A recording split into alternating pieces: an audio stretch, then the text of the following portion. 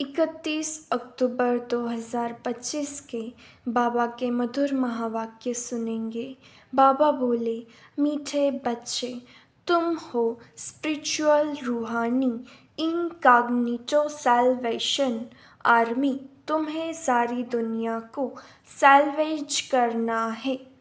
डूबे हुए बेड़े को पाल लगाना है।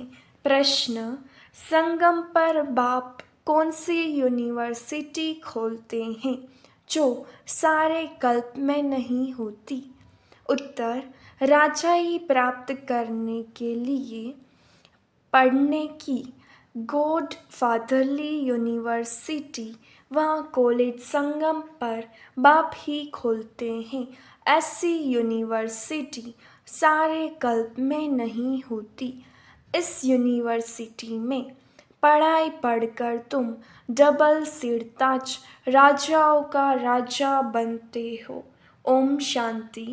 मीठे मीठे रूहानी बच्चों से पहले पहले बाबा पूछते हैं, यहाँ आकर जब बैठते हो तो अपने को आत्मा समझ बाप को याद करते हो?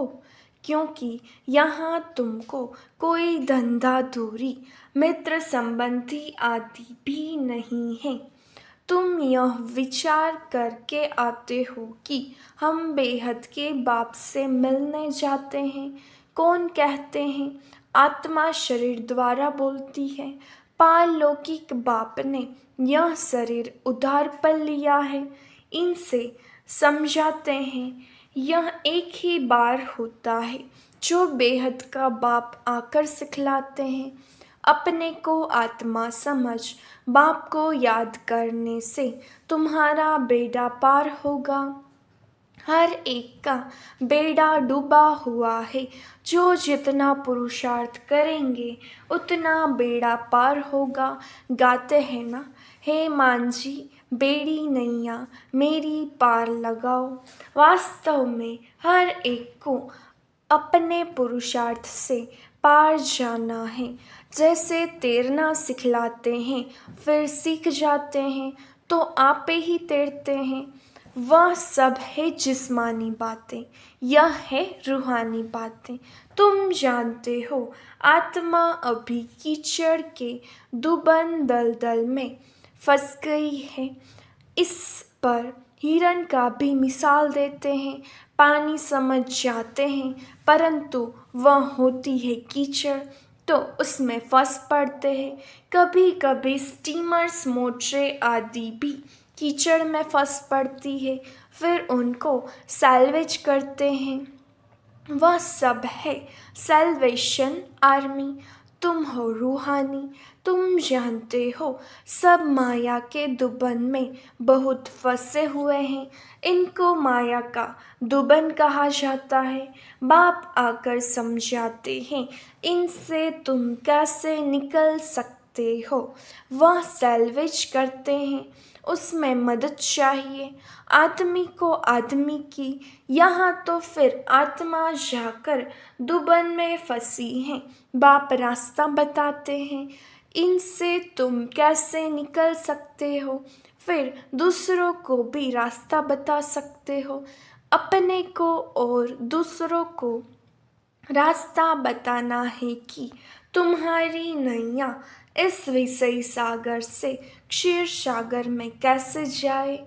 सतयुग को कहते हैं क्षीर सागर अर्थात सुख का सागर। यह है दुख का सागर। रावण दुख के सागर में डुबोते हैं, बाप आकर सुख के सागर में ले जाते हैं। तुमको रूहानी सैल्वेशन आर्मी कहा जाता है। तुम श्रीमत पर सबको रास्ता बताते हो, हर एक को समझाते हो। दो बाप हैं, एक हद का दूसरा बेहद का। लौकिक बाप होते हुए भी सब पारलौकिक बाप को याद करते हैं परंतु उनको जानते बिल्कुल नहीं हैं। बाबा कोई ग्लानि नहीं करते हैं परंतु ड्रामा का राज समझाते हैं। यह भी समझाने के लिए ही कहते हैं कि इस समय सभी मनुष्य मात्र 5 विकारों रूपी दलदल में फंसे हुए आसुरी संप्रदाय हैं। देवी संप्रदाय को आसुरी संप्रदाय जाकर नमन करते हैं, क्योंकि वह संपूर्ण निर्विकारी है। सन्यासियों को नमन करते हैं, वह भी घर बार छोड़कर जाते हैं, पवित्र रहते हैं। इन सन्यासियों और देवताओं में रात दिन का फर्क है। देवताओं का तो जन्म भी योग बल से होता है। इन बातों को कोई जानते नहीं। सब कहते हैं ईश्वर की गति मत न्यारी, ईश्वर का अंत नहीं पा सकते। सिर्फ ईश्वर व भगवान कहने से इतना लव नहीं आता है। सबसे अच्छा अक्षर है बाप। मनुष्य बेहद के बाप को नहीं जानते तो जैसे ऑर्फन है। मैगजीन में भी निकाला है मनुष्य क्या कहते हैं और भगवान क्या कहते हैं। बाप कोई गाली नहीं देते, बच्चों को समझाते हैं, क्योंकि बाप तो सबको जानते हैं ना। समझाने लिए कहते हैं इनमें आसुरी गुण है, आपस में लड़ते रहते हैं। यहाँ तो लड़ने की दरकार नहीं है। वह है कौरव अर्थात आसुरी संप्रदाय, यह है देवी संप्रदाय।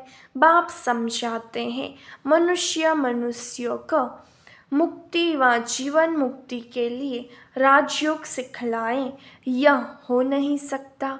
इस समय बाप ही तुम आत्माओं को सिखला रहे हैं। देह अभिमान देही अभिमानी में फर्क देखो कितना है। देह अभिमान से तुम गिरते आए हो। बाप एक ही बार आकर तुमको देही अभिमानी बनाते हैं। ऐसे नहीं कि तुम सतयुग में देह से संबंध नहीं रखेंगे। वहाँ यह ज्ञान नहीं रहता कि मैं आत्मा परम पिता परमात्मा की संतान हूँ। यह ज्ञान अभी ही तुमको मिलता है, जो प्रायः लोप हो जाता है। तुम ही श्रीमत पर चल प्रारब्ध पाते हो। बाप आते ही है राजयोग सिखलाने। ऐसी पढ़ाई और कोई होती नहीं। डबल सिरताज राजाएं सतयुग में होते हैं, फिर सिंगल ताज वालों की राजाई भी है। अभी वह राजाई नहीं रही है। प्रजा का प्रजा पर राज्य है। तुम बच्चे अभी राजाई के लिए पढ़ते हो। इसको गॉडफादरली यूनिवर्सिटी कहा जाता है। तुम्हारा नाम भी लिखा हुआ है। वो लोग भल नाम रखते हैं गीता पाठशाला। पढ़ाते कौन है? श्री कृष्ण भगवानुवाच कह देंगे। अब श्री कृष्ण तो पढ़ा न सके। श्री कृष्ण तो खुद पाठशाला में पढ़ने जाते हैं। प्रिंस प्रिंसेस कैसे स्कूल में जाते हैं, वहाँ की भाषा ही दूसरी है। ऐसे भी नहीं कि संस्कृत में गीता गाई है। यहाँ तो अनेक भाषाएं हैं। जो जैसा राजा होता है वह अपनी भाषा चलाते हैं। संस्कृत भाषा कोई राजाओं की नहीं है। बाबा कोई संस्कृत नहीं सिखलाते हैं। बाप तो राजयोग सिखलाते हैं सतयुग के लिए। बाप कहते हैं काम महाशत्रु है, इन पर जीत पहनो। प्रतिज्ञा कराते हैं यहाँ जो भी आते हैं उनसे प्रतिज्ञा कराई जाती है। काम पर जीत पाने से तुम जगत जीत बनेंगे। यह है मुख्य विकार। यह हिंसा द्वापर से चली आती है, जिससे वाम मार्ग शुरू हुआ। देवताएं कैसे वाम मार्ग में जाते हैं, उनका भी मंदिर है। वहाँ बहुत अच्छे चित्र बनाए हैं। बाकी वाम मार्ग में कब गए उसकी तिथि तारीख तो है नहीं। सिद्ध होता है काम चिता पर बैठने से काले बनते हैं, परंतु नाम रूप तो बदल जाता है ना। काम चिता पर चढ़ने से आयरन एज बन पड़ते हैं। अभी तो 5 तत्व भी तमो प्रधान है ना, इसलिए शरीर भी ऐसे तमो प्रधान बनते हैं। जन्म से ही कोई कैसे हो पड़ते हैं, वहाँ तो एकदम सुंदर शरीर होते हैं। अभी तमो प्रधान होने के कारण शरीर भी ऐसे हैं। मनुष्य ईश्वर प्रभु आदि भिन्न भिन्न नामों से याद करते हैं, परंतु उन बिचारों को पता ही नहीं है। आत्मा अपने बाप को याद करती है, हे बाबा आकर शांति दो। यहाँ तो कर्मेंद्रियों से पाठ बजा रहे हैं, तो शांति कैसे मिलेगी। विश्व में शांति थी जबकि इन लक्ष्मी नारायण का राज्य था, परंतु लाखों वर्ष कल्प की आयु कह दी है, तो मनुष्य बेचारे कैसे समझेंगे। जब इनका देवताओं का राज्य था तो एक राज्य एक धर्म था, और कोई खंड में ऐसे नहीं कहते कि एक धर्म एक राज्य हो। यहाँ आत्मा मांगती है एक राज्य हो। तुम्हारी आत्मा जानती है अब हम एक राज्य स्थापन कर रहे हैं, वहाँ सारे विश्व के मालिक हम रहेंगे। बाप हमको सब कुछ दे देते हैं, कोई भी हमसे राजाई छीन नहीं सकते। हम सारे विश्व के मालिक बन जाते हैं। विश्व में कोई सूक्ष्म वतन मूल वतन नहीं आता है। यह सृष्टि का चक्र यहाँ ही फिरता रहता है। इसको बाप जो रचयिता है वही जानते हैं। ऐसे नहीं कि रचना रचते हैं। बाप आते ही हैं संगम पर, पुरानी दुनिया से नई दुनिया बनाने। दूर देश से बाबा आया हुआ है, तुम जानते हो। नई दुनिया हमारे लिए बन रही है।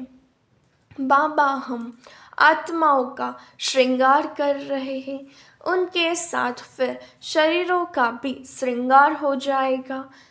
आत्मा पवित्र होने से फिर शरीर भी सतो प्रधान मिलेंगे। सतो प्रधान तत्वों से शरीर बनेंगे। इन्हों का सतो प्रधान शरीर है ना, इसलिए नेचुरल ब्यूटी रहती है। गाया भी जाता है, रिलीजन इज माइट। अब माइट मिली कहाँ से। एक ही देवी देवताओं का रिलीजन है जिससे माइट मिलती है। यह देवताएं ही सारे विश्व के मालिक बनते हैं, और कोई विश्व के मालिक नहीं बनते हैं। तुमको कितनी माइट मिलती है, लिखा हुआ भी है। आदि सनातन देवी देवता धर्म की स्थापना शिव बाबा ब्रह्मा द्वारा करते हैं। यह बातें दुनिया में कोई जानते थोड़े ही हैं। बाप कहते हैं मैं ब्राह्मण कुल स्थापन करता हूँ, फिर उन्हों को सूर्यवंशी डिनास्टी में ले आता हूँ। जो अच्छी रीति पढ़ते हैं वह पास हो सूर्यवंशी में आते हैं। है सारी ज्ञान की बात। उन्होंने फिर स्थूल बाण हथियार आदि दिखाए हैं। बाण चलाना भी सीखते हैं। छोटे बच्चों को भी बंदूक चलाना सिखाते हैं। तुम्हारा फिर है योग बाण। बाप कहते हैं मामे कम याद करोगे तो तुम्हारे विकर्म विनाश होंगे। हिंसा की कोई बात नहीं है। तुम्हारी पढ़ाई भी है गुप्त। तुम हो स्पिरिचुअल रूहानी सैल्वेशन आर्मी। यह कोई को मालूम नहीं है कि रूहानी आर्मी कैसे होती है। तुम हो इनकॉग्निटो स्पिरिचुअल रूहानी सैल्वेशन आर्मी। सारी दुनिया को तुम सैल्वेज करते हो। सबका बेड़ा डूबा हुआ है, बाकी सोने की लंका कोई है नहीं। ऐसे नहीं कि सोनी द्वारिका नीचे चली गई है, वह निकल आएगी। नहीं, द्वारिका में भी इनका राज्य था, परंतु सतयुग में था। सतयुगी राजाओं की ड्रेस ही अलग होती है, त्रेता की अलग। भिन्न भिन्न ड्रेस, भिन्न भिन्न रस्म रिवाज होती है। हर एक राजा की रस्म रिवाज अपनी अपनी। सतयुग का तो नाम लेते ही दिल खुश हो जाती है, कहते ही है स्वर्ग, पैराडाइज, परंतु मनुष्य कुछ भी जानते नहीं। मुख्य तो है यह देलवाड़ा मंदिर, हूबहू तुम्हारा यादगार है। मॉडल्स तो हमेशा छोटा बनाते हैं ना, यह बिल्कुल एक्यूरेट मॉडल्स है। शिव बाबा भी है, आदिदेव भी है, ऊपर में वैकुंठ दिखाया है। शिव बाबा होगा तो जरूर रथ भी होगा, आदिदेव बैठा है।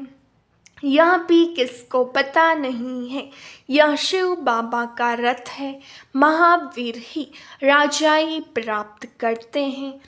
आत्मा में ताकत कैसी आती है, यह भी तुम अभी समझते हो। घड़ी घड़ी अपने को आत्मा समझो।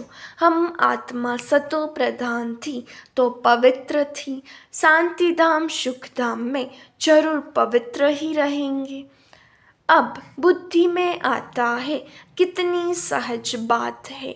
भारत सतयुग में पवित्र था, वहाँ अपवित्र आत्मा रह न सके।